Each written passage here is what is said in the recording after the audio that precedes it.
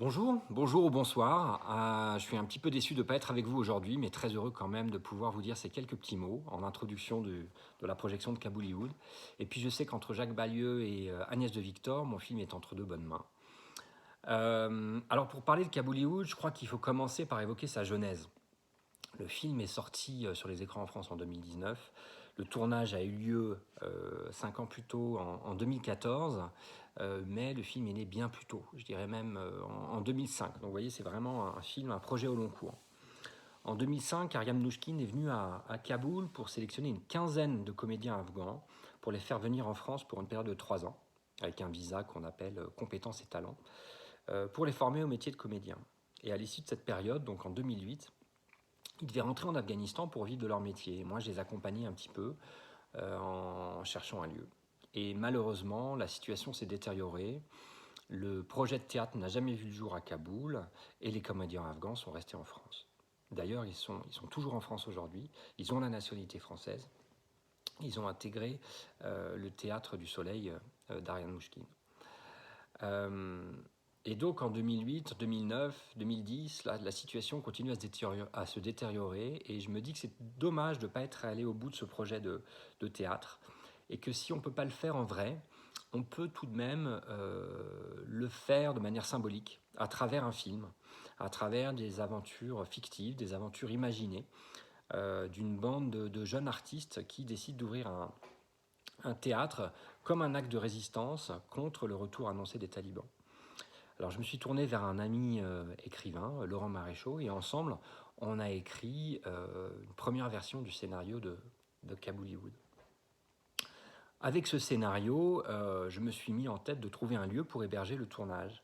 J'ai visité tous les cinémas, ou plutôt les vestiges des cinémas de la capitale afghane, et un jour j'ai poussé les portes du cinéma Arioub, que vous allez voir dans le film. Alors le cinéma Arioub, moi je passais devant quotidiennement, j'ai habité une dizaine d'années en Afghanistan, mais j'étais jamais rentré dedans.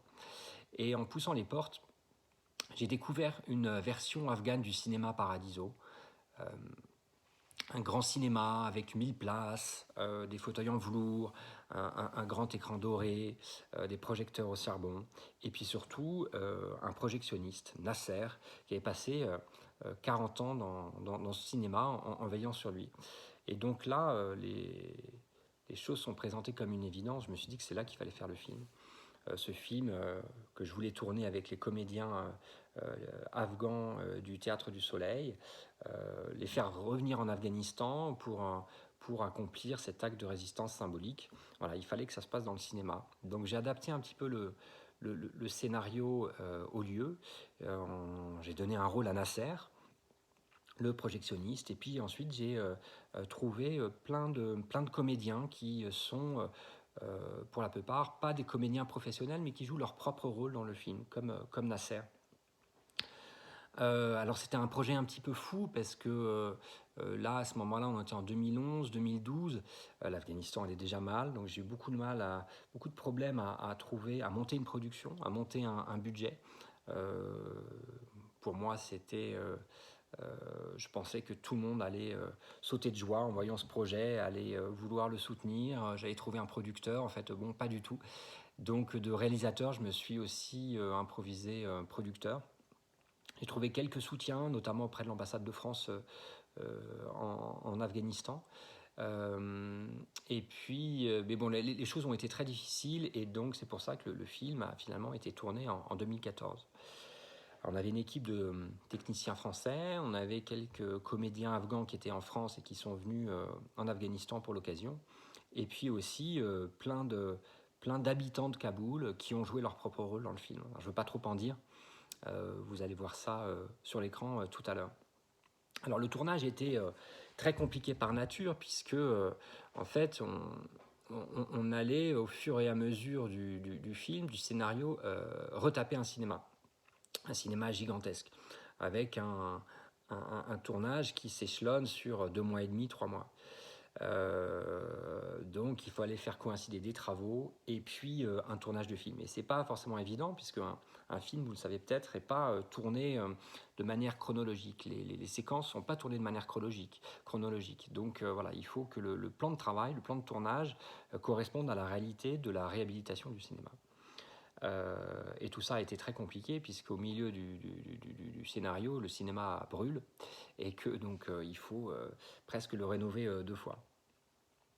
Et puis, on a rajouté une difficulté supplémentaire en se disant que puisqu'on allait dépenser tant de temps, tant d'argent, tant d'énergie pour retaper ce cinéma, ce serait dommage de ne pas remettre un pied dans la réalité en essayant véritablement d'ouvrir un centre culturel à Kaboul pour qu'à l'issue du tournage, ce cinéma qu'on aura rénové puisse rester et puisse héberger des activités artistiques, de théâtre, mais aussi de cinéma, de peinture, de danse, de musique.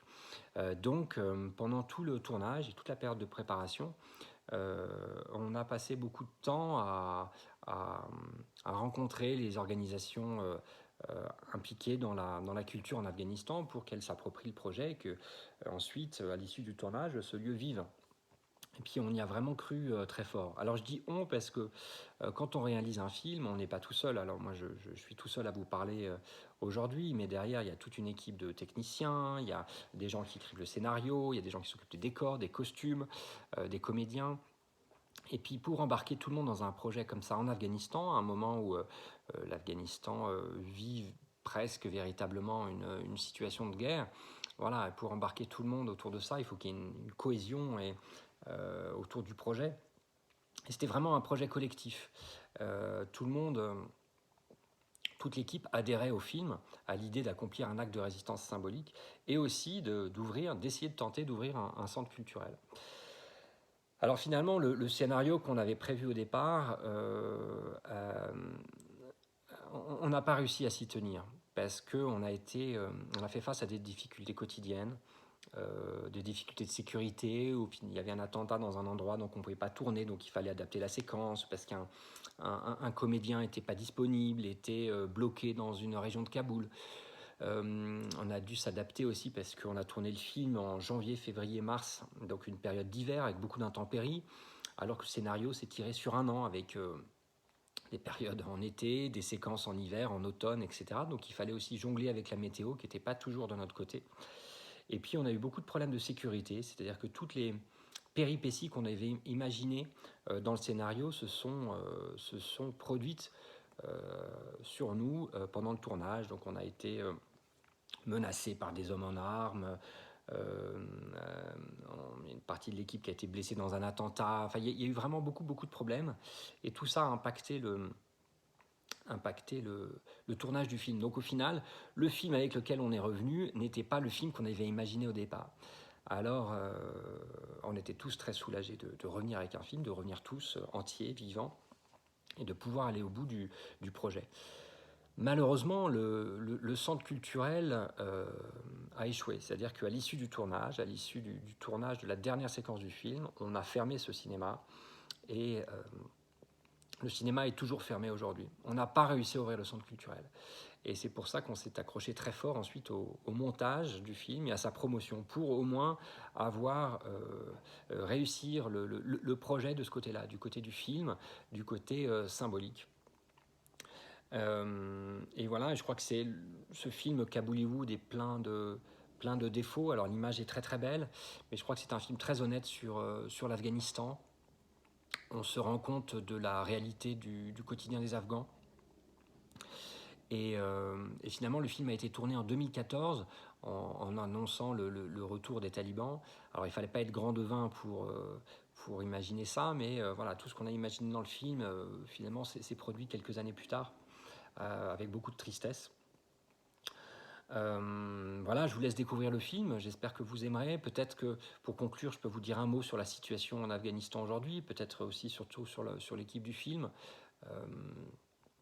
Tout le monde a réussi à fuir au moment de la prise de Kaboul, au moment de la chute du pays le 15 août 2021, hormis Nasser, le projectionniste, qui est toujours en Afghanistan, qui s'est laissé pousser la barbe pour se fondre dans la masse et qui continue à veiller très vaillamment sur le cinéma. Voilà. Je peux que vous encourager à garder une oreille attentive, un œil curieux sur l'Afghanistan. L'Afghanistan a vraiment besoin de la communauté internationale. C'est un pays qui vit sous perfusion parce que c'est un pays qui a très peu de ressources intérieures. Les deux principales exportations avant la guerre, c'était la laine et les fruits secs, et c'est très difficile de bâtir le développement d'un pays de 35-40 millions d'habitants sur ces deux ressources. Donc c'est un pays qui dépend de l'aide internationale, et puis de manière assez cynique, tous les avoirs du gouvernement afghan sont bloqués à l'étranger par la Banque centrale américaine. Donc tout ça voilà, rend la situation encore plus compliquée.